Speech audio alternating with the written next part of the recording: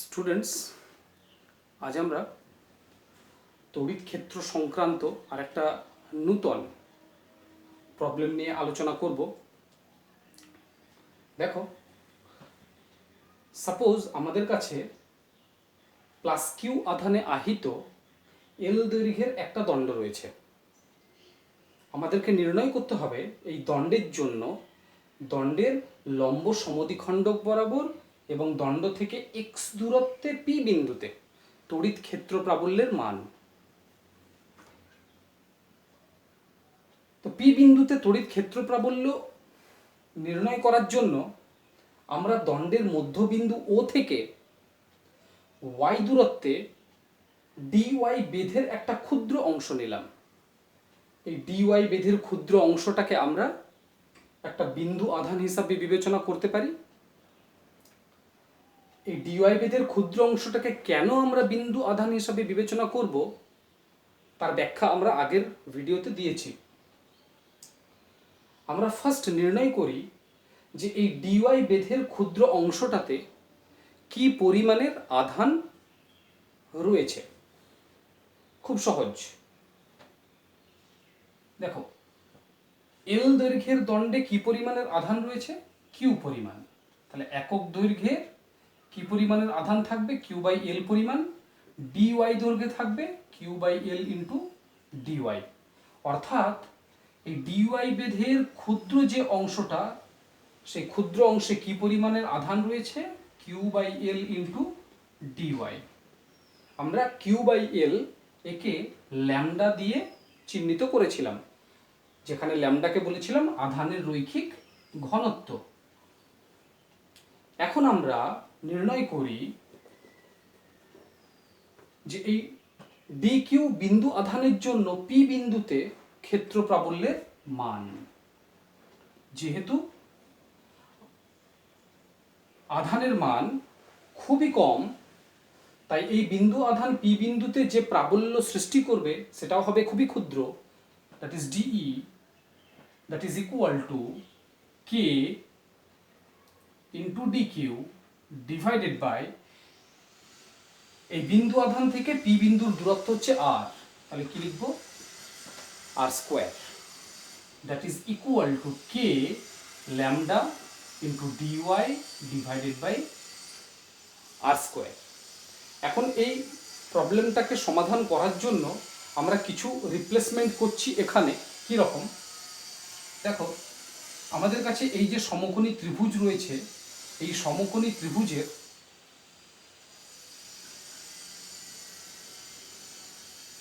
cos θ is equal to, এই যে সমকোণী ত্রিভুজ, এই সমকোণী ত্রিভুজের cos θ is equal to আমরা কি লিখব? ভূমি বাই অতিভুজ, মানে x by r, x by r। therefore r is equal to কি হবে? x by cos θ, that is equal to x sec θ। ঠিক আছে? এবং এই সমকোণী ত্রিভুজে দেখো y বাই x সমান আমরা লিখতে পারবো tan θ, লম্ব ডিভাইডেড বাই ভূমি, that is equal to tan θ। therefore y is equal to x tan θ। therefore dy is equal to, যদি ডিফারেন্সিয়েশন করি আমরা কি পেয়ে যাব? x sec square θ dθ। আচ্ছা, এই দুটো মানকে আমরা এই এক্সপ্রেশনে রিপ্লেস করছি। রিপ্লেস করলে দেখি কি পাই।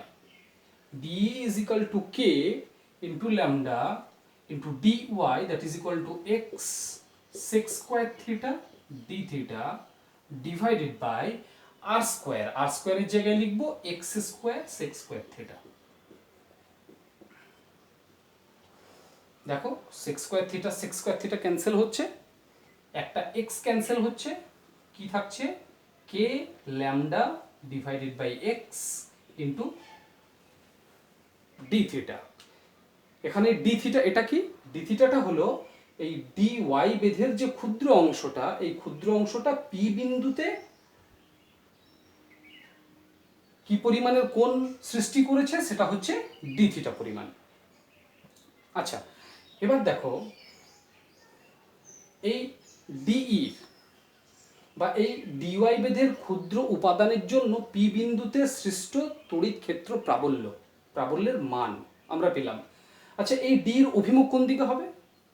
এটাকে যদি আমরা সোর্স চার্জ ধরে নিই আর পি বিন্দুতে আমরা যদি একটা একক ধনাত্মক আধান রাখি, তাহলে কি দেখছি না এই সোর্স চার্জ এই একক ধনাত্মক আধানের উপরে একটা বিকর্ষণ বল প্রয়োগ করছে এই অভিমুখে, অর্থাৎ ডিই এর অভিমুখ হলো এই দিকে। আচ্ছা, যেহেতু তড়িৎ ক্ষেত্র প্রাবল্য একটা ভেক্টর রাশি, তাহলে আমরা তড়িৎ ক্ষেত্র প্রাবল্যকে দুটো উল্লম্ব উপাংশে বিভাজন করতে পারি। দেখো, এই কোণটা যদি থিটা হয় তাহলে এই কোণটাও হবে থিটা, কারণ কি এটা হলো এই কোণের বিপ্রতীপ কোণ।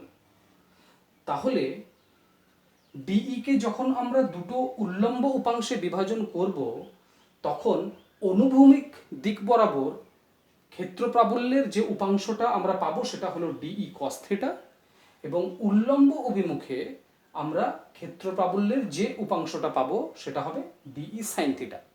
তাহলে এখন আমাদেরকে এই দুটো উপাংশের মান আমাদেরকে নির্ণয় করতে হবে, অর্থাৎ ডিই কস থিটা এবং ডিই সাইন থিটার মান আমরা নির্ণয় করব।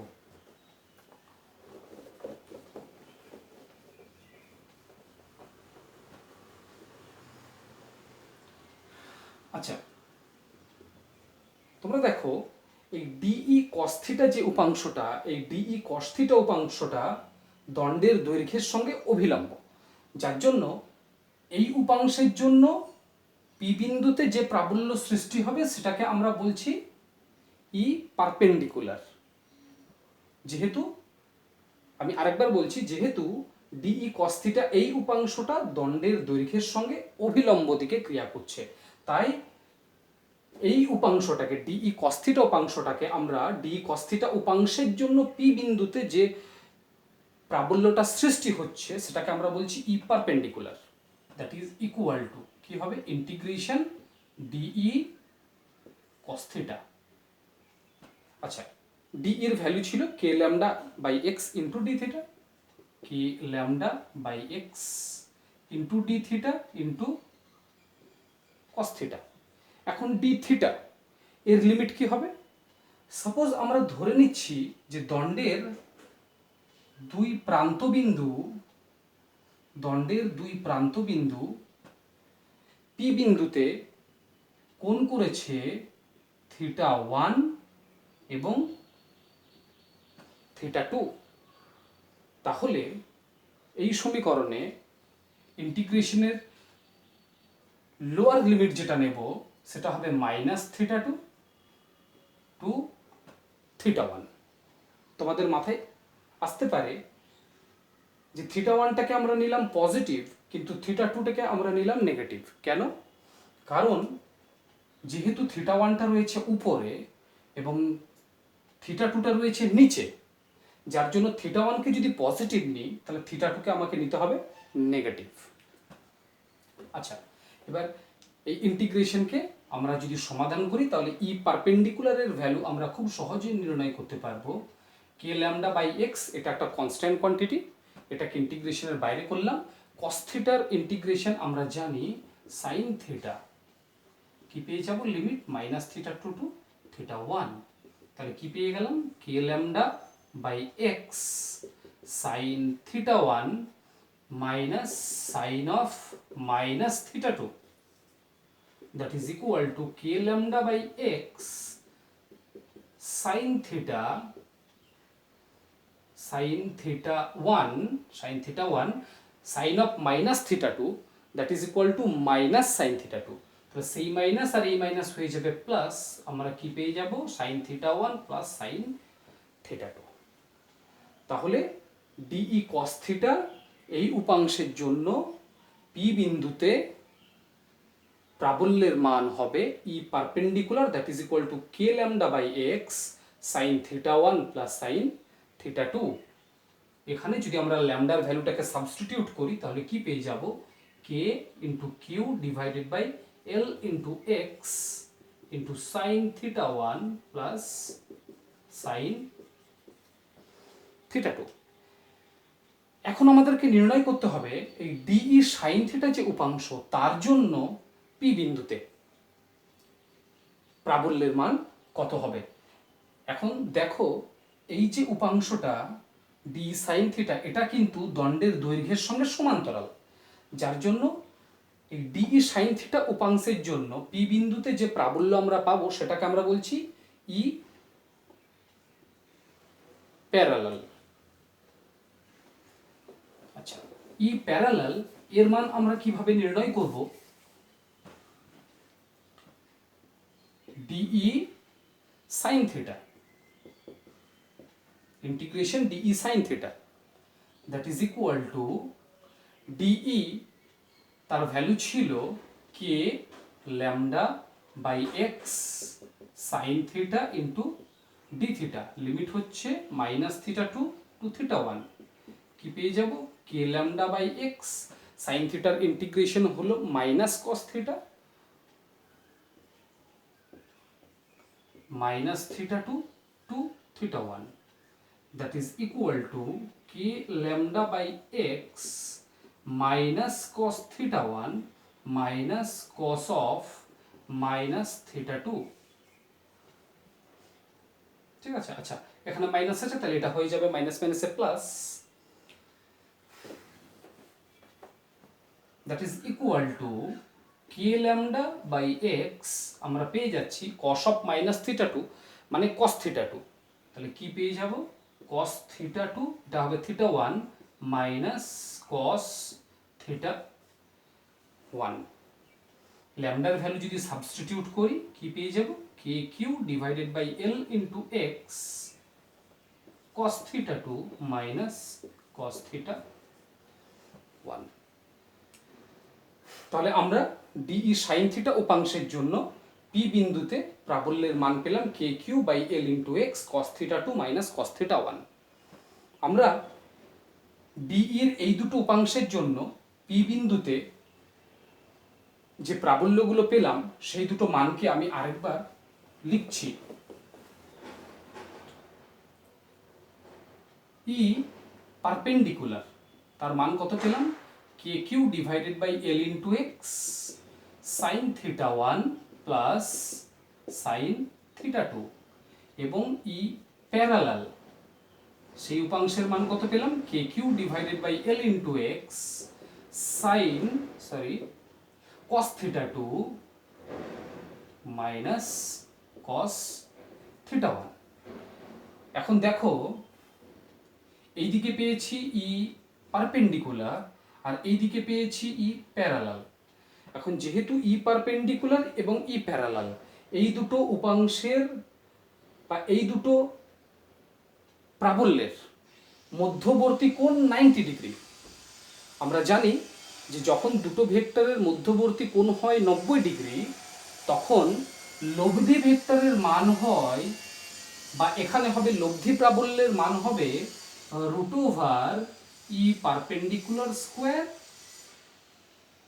Plus E parallel square.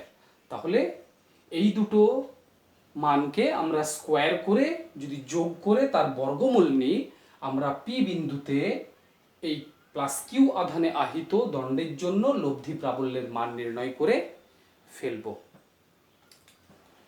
আশা করি সবাই বুঝতে পেরেছ। এবার আমরা দুটো স্পেশাল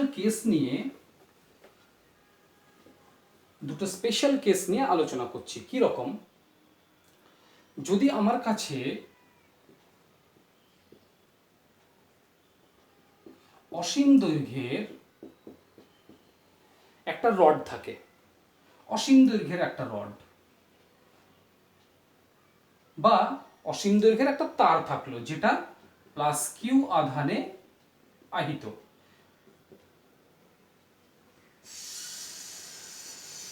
এই রডের এই প্রান্তটা অসীম দৈর্ঘ্যের আবার এই প্রান্তটাও হচ্ছে অসীম দৈর্ঘ্যের। যদি হয় তাহলে এখান থেকে এক্স দূরত্বে পি বিন্দুতে লব্ধি প্রাবল্যের মান কত হবে? আচ্ছা, পি বিন্দুতে লব্ধি প্রাবল্যের মান নির্ণয় করার জন্য আমরা দেখতে পাচ্ছি θ1 এবং θ2 এর মানটা আমাকে জানতে হবে। তোমরা দেখো θ1 আর θ2টা কি ছিল? θ1 আর θ2টা ছিল দণ্ডের দুই প্রান্ত পি বিন্দুতে যে কোণ করেছিল, ঠিক আছে, সেটা। এখন দণ্ডের দুই প্রান্ত যদি অসীম পর্যন্ত বিস্তৃত হয়, তাহলে সেই প্রান্ত দুটো পি বিন্দুতে কি পরিমাণের কোণ সৃষ্টি করবে খুব সহজে আমরা নির্ণয় করতে পারি। একটু ভালো করে লক্ষ্য করো, দণ্ডের দৈর্ঘ্য যত বৃদ্ধি পাবে থিটার ভ্যালু কিন্তু তত বৃদ্ধি পাবে। এইভাবে দণ্ডের দৈর্ঘ্য যখন অসীমে পৌঁছাবে তখন সেই প্রান্ত পি বিন্দুতে যে সর্বোচ্চ কোণটা সৃষ্টি করবে তার মান হবে 90 ডিগ্রি। অর্থাৎ অসীম দৈর্ঘ্যের একটা দণ্ডের জন্য দণ্ডের দুই প্রান্ত পি বিন্দুতে যে কোণ সৃষ্টি করে সেটা হয় 90 ডিগ্রির সঙ্গে সমান। এখন এই দুটো মানকে যদি আমরা এই দুটো সমীকরণে বসাই তাহলে খুব সহজে এই অসীম দৈর্ঘ্যের দণ্ডের জন্য পি বিন্দুতে লব্ধি প্রাবল্যের মান আমরা নির্ণয় করতে পারবো। দেখো ই পারপেন্ডিকুলারের মান কত হবে? sin 90 plus sin 90, that is 1 plus 1, that is 2, so 2kq divided by l into X. আর ই প্যারালাল কত হবে? cos 90 cos 90, cos 90 এর ভ্যালু হচ্ছে 0, তাহলে এটাও 0 এটাও 0, তাহলে ই প্যারালালের ভ্যালু হচ্ছে 0। অর্থাৎ অসীম দৈর্ঘ্যের একটা দণ্ডের জন্য প্লাস কিউ আধানে আহিত একটা দণ্ডের জন্য তার লম্ব সমদ্বিখণ্ডক বরাবর এবং দণ্ড থেকে x দূরত্বে পি বিন্দুতে লব্ধি প্রাবল্যের মান হবে 2kq divided by l into x. Okay, আচ্ছা, এবার সিচুয়েশনটাকে আমরা যদি একটু চেঞ্জ করি, কি রকম না, আমরা যদি অর্ধ অসীম বা সেমি ইনফাইনাইট লেংথের একটা যদি দণ্ড নিই, সেমি ইনফাইনাইট লেংথের একটা দণ্ড, অর্থাৎ যার একটা প্রান্ত অসীম পর্যন্ত বিস্তৃত এবং আর একটা প্রান্ত কিন্তু অসীম পর্যন্ত বিস্তৃত নয়। এখান থেকে দণ্ড অপর প্রান্ত থেকে x দূরত্বে রয়েছে পি বিন্দুটা, তাহলে আমাকে এই ক্ষেত্রে এই অর্ধ অসীম দৈর্ঘ্যের যে দণ্ড তার জন্য পি বিন্দুতে প্রাবল্যের মান নির্ণয় করতে হবে। একই রকম ভাবে আমরা এখানেও দণ্ডের দু প্রান্ত পি বিন্দুতে কি পরিমাণের কোণ সৃষ্টি করছে সেটা নির্ণয় করতে হবে। আমরা আগেই বললাম দণ্ডের এই উপরের প্রান্ত যেহেতু অসীম দূরত্ব পর্যন্ত বিস্তৃত, তাই দণ্ডের উপরের প্রান্ত পি বিন্দুতে যে কোণ সৃষ্টি করবে দ্যাট ইজ θ1, সেটা হবে 90 ডিগ্রি, এবং দণ্ডের এই প্রান্ত নিচের প্রান্তটা পি বিন্দুতে যে কোণ সৃষ্টি করছে সেটা হচ্ছে 0 ডিগ্রি। এই দুটো মানকে যদি আমরা এই সমীকরণে বসাই তাহলে খুব সহজে এই দণ্ডের জন্য পি বিন্দুতে লব্ধি প্রাবল্যের মান আমরা নির্ণয় করতে পারবো। দেখো E1 is equal to sin 90 that is 1 R sin 0 that is 0, তাহলে পেয়ে যাচ্ছি আমরা kq divided by l into X. আর E প্যারালাল সেটা কি পেয়ে যাচ্ছি? cos 0 cos θ2 মানে cos 0 that is 1 R cos 90 that is 0, তাহলে আবার আমরা পেয়ে যাচ্ছি kq divided by l into X. এখন লব্ধি প্রাবল্য আমরা জানি E perpendicular square plus E parallel square, therefore kq by lx whole square plus kq by lx whole square that is equal to root 2 kq by l into x। ঠিক আছে, অর্থাৎ অর্ধ অসীম দৈর্ঘ্যের একটা দণ্ডের জন্য আমরা কিন্তু দণ্ডের লম্ব সমদ্বিখণ্ডক বরাবর এবং দণ্ড থেকে x দূরত্বে পি বিন্দুতে লব্ধি প্রাবল্যের মান নির্ণয় করে ফেললাম। এখন এই লব্ধি প্রাবল্যের অভিমুখটা কোন দিকে হবে? দেখো এইদিকে ছিল আমাদের ই পারপেন্ডিকুলার, এইদিকে রয়েছে আমাদের ই প্যারালাল। যেহেতু ই পারপেন্ডিকুলার এবং ই প্যারালাল দুটোর মানই হচ্ছে সমান, তাহলে লব্ধি প্রাবল্য অবশ্যই এই যে কোণটা, এই কোণটাকে কি করবে? সমদ্বিখণ্ডিত করবে। অর্থাৎ লব্ধি প্রাবল্য অনুভূমিকের সঙ্গে বা উল্লম্বের সঙ্গে 45 ডিগ্রি কোণ করে ক্রিয়া করবে। তাহলে আমরা খুব সহজে লব্ধি প্রাবল্যের মান এবং অভিমুখ অর্ধ অসীম দৈর্ঘ্যের দণ্ডের ক্ষেত্রে নির্ণয় করলাম। আশা করি তোমরা সবাই বুঝতে পেরেছো। তড়িৎ ক্ষেত্র রিলেটেড আরও কিছু প্রবলেমস নিয়ে আমরা পরের ভিডিওতে আলোচনা করব। এই প্রবলেমটা নিয়ে তোমাদের মনে যদি কোনো কোয়েশ্চেন থাকে আমাকে কমেন্ট বক্সে অবশ্যই লিখে জানাবে, আমি তার উত্তর দেওয়ার চেষ্টা করব। ওকে।